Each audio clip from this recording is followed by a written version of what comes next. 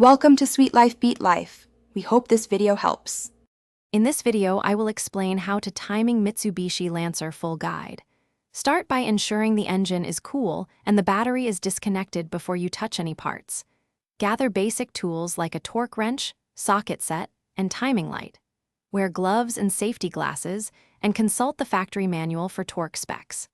Work methodically and mark parts as you go so reassembly is straightforward and safe. Collect your tools and quality parts before you begin to save trips and risk. A timing light helps verify timing after assembly, and a cam holding tool keeps alignment while you work. Replace the belt, tensioner, and water pump together if age or mileage suggests wear.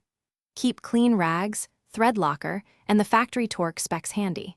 Organized work speeds the job and reduces the chance of mistakes. If you are finding this helpful, please subscribe and like to support future guides. Quick recommendation: grab the Oala water bottle for reliable hydration while you wrench. It keeps drinks cold and is easy to clip to your toolbox. It's compact, spill-resistant, and great for long garage sessions. Check the description for the link and other deals. Now let's get back to the video. Position the crank at TDC for cylinder 1 and align the cam and crank marks before removing the old belt. Loosen the tensioner and remove the belt, inspecting pulleys and the water pump for play or leaks. Fit the new belt maintaining correct tension and rotate the engine 2 full turns to recheck alignment. Tighten bolts to the factory torque specs and verify timing with a timing light for a clean startup.